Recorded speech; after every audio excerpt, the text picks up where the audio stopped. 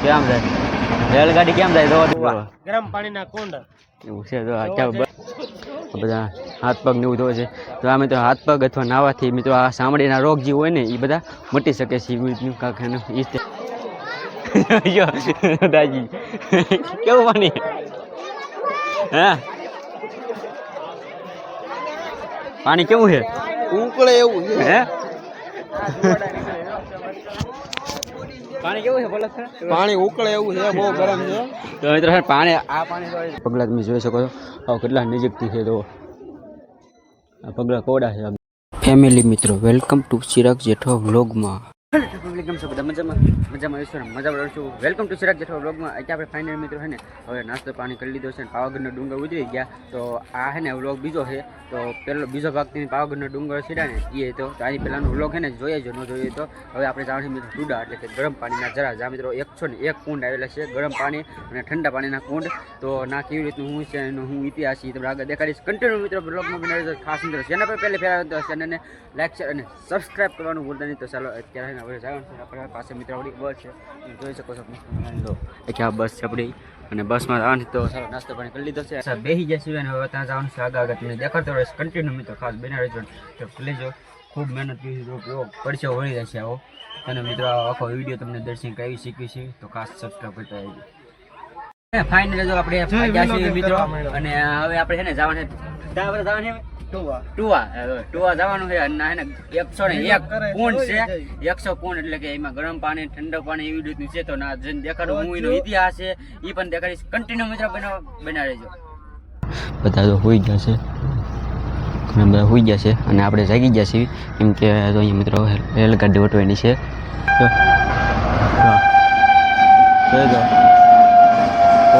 કેમ રેલગાડી જાય તો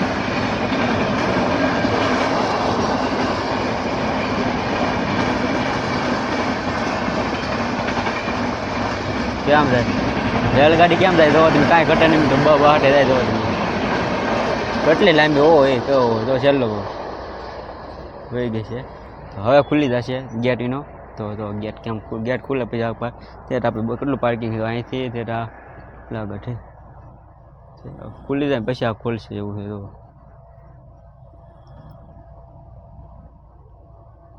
જો ખુલ્લા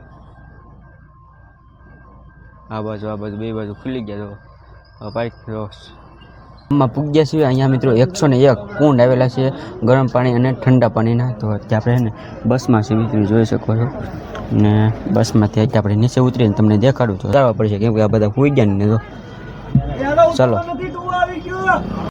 ફાઇનલી મિત્રો અત્યારે આપણે ઉતરી ગયા છીએ તો તમે જોઈ શકો આપણી બસમાંથી અને આપણી બસ અહીંયા આ બધી કેટલી બસો આવી ગઈ છે અને આપણે ઉતરી ગયા છીએ બસમાંથી અને હવે આપણે તો જવાનું છે કેમ કે કીટ બીટ લઈ લીધું છે ને બધા હોય છે કયું ગામ આવ્યું આપણે ગરમ પાણીના કુંડ એવું છે તો અત્યારે બસમાંથી ને આ બધા ઉતરે છે તો એ બસમાં તો ચાલો ફટાફટ આપણે પહેલાં આપણે જઈએ બી ચાલો પાસે બધા આવે છે અને મસ્ત બધી દુકાનો છે તો ચાલો પહેલાં મંદિરે જઈએ અને 101 કુંડ આવેલા છે તો એનો આખો ઇતિહાસ આપણે બાપુ છે જાણું છું બાકી થોડો ઘણો જે છે એ કહેશું અને પહેલાં મિત્રો રામજી મંદિરનું મંદિર છે અને ના ખાસ દર્શન કરી લેજો ત્યારે આપણે રામજી મંદિરમાં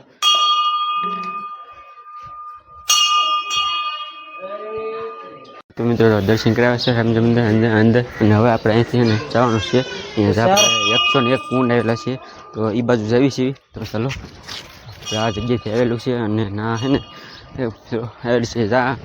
એવું કહેવામાં આવે છે કે મિત્રો અહીંયા બાપુ હતા બાપુનું નામ નથી આવડતું આવડે એટલે કહીશ એ બાપુ જ્યારે એનો રોગ થયો હતો એના ચામડીનો રોગ હતો એને મિત્રો રામ ભગવાન અહીંયા એને વનવાસ કરતા કરતા રાજ રોકાયા હતા અને એ રોકાયા ને ના અહીંયા મિત્રો બાણ મારવામાં એવું થયું બાણથી મિત્રો પાણી કાઢવામાં એ કુંડ છે અહીંયા અને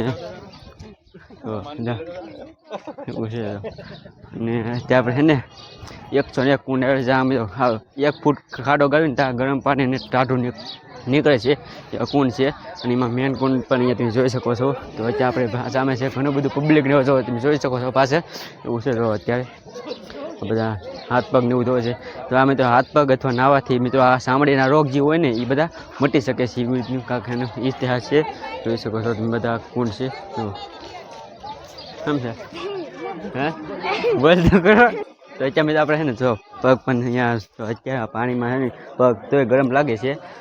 આ કુંડ તમે હા છે ને નજીક નહીં જોવો તમે હા કેટલા કુંડ છે.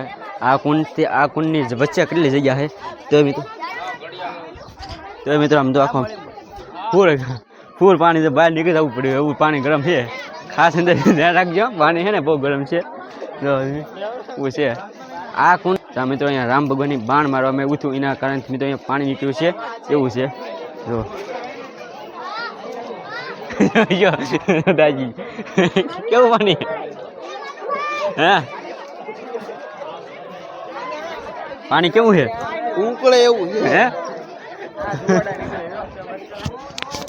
પાણી કેવું છે બોલો પાણી ઉકળે એવું છે બહુ ગરમ છે. તો મિત્રો પાણી આ પાણી તો કેટલું ગરમ છે એવું છે.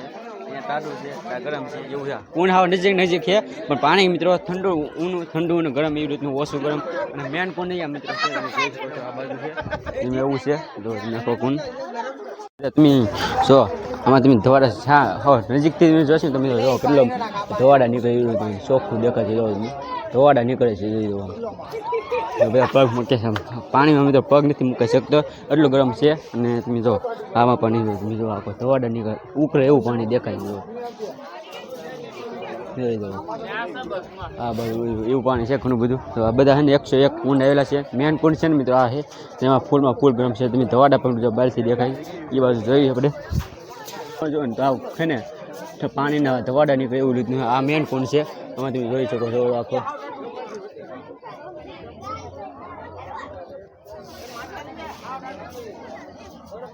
જોઈ દો મિત્રો આ આખા મેન કુંડ છે.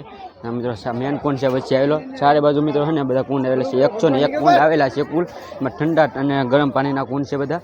આ મેન કુંડ છે. જો ફૂલ ધવાડા પણ નીકળે છે તમે જો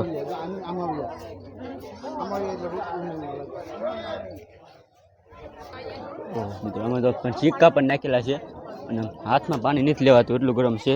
આ બધા કુંડમાં જોવાનું છે. જો ત્યાં ફૂલ છે ને ઠંડુ પાણી છે જોઈ શકો છો. આખું પગ પણ નથી મુકાઈ શકતા એટલું ગરમ છે. તો આમાં એટલું બધું ચારે બાજુ આ બધા કુંડ આવેલા છે. 101 ફૂલ કુંડ છે. તો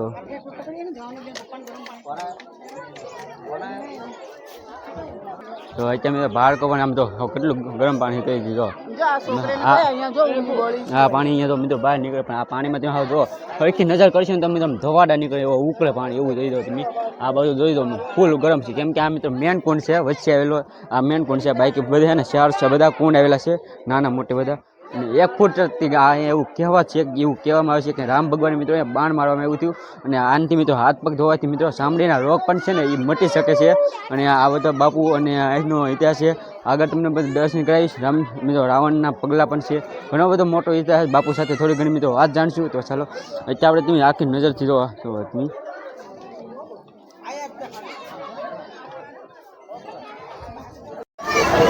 હા એમ તો છે ને તમે જોઈ શકો આખો આ કુંડ છે ને જે આ કુંડ છે આ બધા અલગ અલગ ઓછા બધું છે.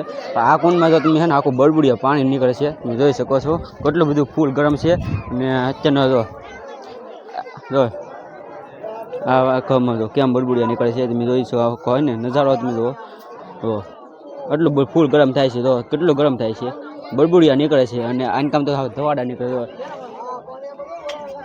વોળાટ પડે ને એવું રીતનું લાગે તો આખું કુંડ. અને અત્યારે આપણે મેન કુંડ છે આ બધા અલગ અલગ કુંડ છે. ઘણા બધા કુંડમાં ટાઢું છે આનકામ હોય ને ઓછું ટાઢું છે એવું છે બધું આપણે જોયું છીએ. આ કુંડ કેટલો છે આમાં મિત્રો પગ નથી મુકાઈ શકતો એટલો ગરમ છે. પગ મૂકીને તો પગ પણ છે ને ફોડફોડિયા પડી જાય એટલો ગરમ છે. આ કુંડથી આ કુંડ કેટલો નથી તો આમાં ઓછું પાણી છે અને આમાં વધુ ફૂલ ગરમ છે એવું કહેવાય છે. અને એવું છે બધું. બધા મિત્રો અલગ અલગ બધા કુંડ આવેલા છે. તો આ થોડોક આ પાણી હાથમાં થોડુંક આમ લઈ શકીએ. બીજા આ કુંડમાં મિત્રો પાણી હાથમાં નથી લઈ શકતા એટલું ગરમ છે કેમ કે આ પાણી થોડું ઓછું ગરમ છે. આનકામ તો ફૂલ વધુ ગરમ છે એવું છે. અને આનકામ આપણે જોયું આ થોડુંક ટાઢું છે એવું છે બધું. જો તમે બધા ટાઢા આનકામ આ ફૂલ ગરમ છે. ઘણું બધું ઠાઠા અને ફૂલ ગરમ ઓછું મીડિયમ એવી રીતના આ બધા કુંડ આવેલા છે. 101 કુંડ ફૂલ આવેલા છે. ઘણા બધા કુંડ છે. અને આ બધું આખો જોઈ દો બધું એવું છે. તો ચાલો આપણે છે ને આનકામ પાસે જ આવી અને એના રાવણના પણ મિત્રો પગલાં છે એના દર્શન પણ કરાવીશ. તો કન્ટિન્યુ મિત્રો ખાસ એને બ્લોગમાં બિના રહેજો. બાકી ચેનલ પર મિત્રો પહેલાં ફેર તો ચેનલને લાઈક અને સબસ્ક્રાઈબ કરવાનું ભૂલતા નહીં. તો ત્યાં આપણે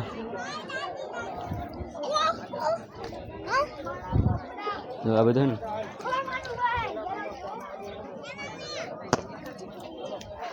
બહુ ગરમ છે મિત્રો, બહુ એટલે બહુ હાથમાં પણ નથી. એક તો વેલકમ ઓછું હતું, આનકામ વધુ છે એવું છે પાણી.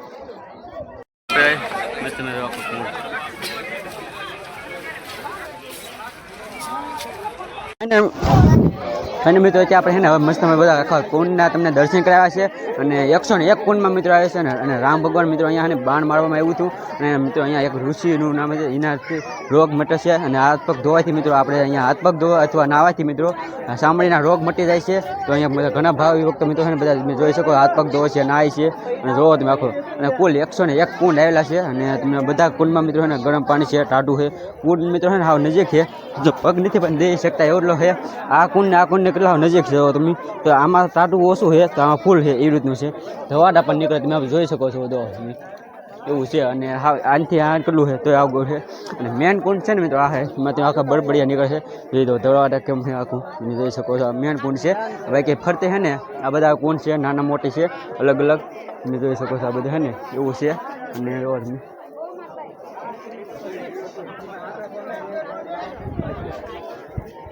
બધા છે. અને આ મિત્રો મેન કુંડ છે. તો એમાં પણ તમે જોઈ શકો છો આખો ધવાડા નીકળે. તમે ગરમ થતું કેટલું ગરમ ફૂલ છે મિત્રો. તમને કુંડના અને દર્શન કરાવે છે ને અત્યારે બધા આખું કેટલું બધા હાથ પગ ધોવે છે, નાય છે. તો ચાલો હવે આપણે મિત્રો ઉપર જઈએ. ના મિત્રો રાવણના છે ને પગલાં છે. રામ મિત્રો અહીંયા જ્યારે મહાભારતનું યુદ્ધ હતું ને એ વખતે પણ અહીંયા ને નાવા આવતા, હાથ પગ ધોવે એમ કહેવાય છે. એવું કાંક એવું કહેવાય છે. બહુ આપણે ખબર નથી. તો આપણે બાપુ જશે તો એના થોડો ઘણો ઇતિહાસ જાણશું. બાકી તમને જેટલો આવડે એટલો કહીશ. તો ખાસ કન્ટિન્યુ બનાવી દેજો.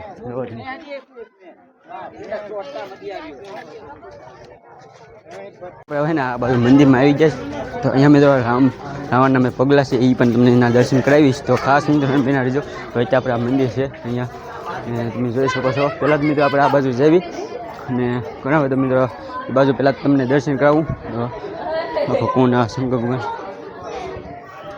તે આપણે અહીંયા ભીમના પણ પગલાં તમે જોઈ શકો છો. આવો કેટલા નજીકથી છે. તો આ પગલાં કોડા છે.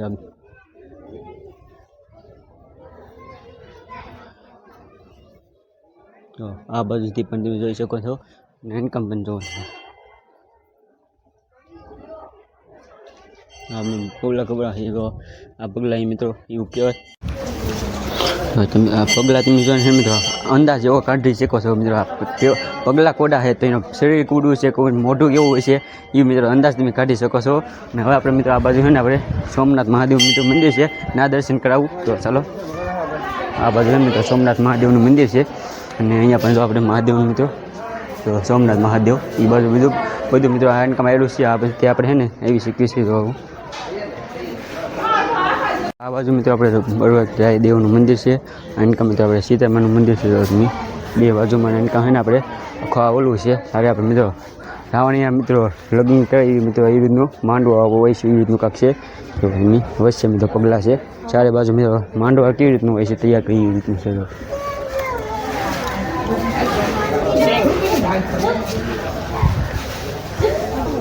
આ મિત્રો સીતામાનું મંદિર છે. અહીંયા જોઈ શકો છો મિત્રો. ને બે બધું બાજુમાં છે એવી રીતનું. ચાલો આનકા આપણે હનુમાન દાદાનું મંદિર છે. અને હવે આનકા આપણે જઈએ મિત્રો તો સોમનાથ મહાદેવનું મંદિર છે. આનકા દશામાનું મંદિર છે. એવી રીતનું છે. ઘણા બધા આપણે દશામાનું મંદિર છે.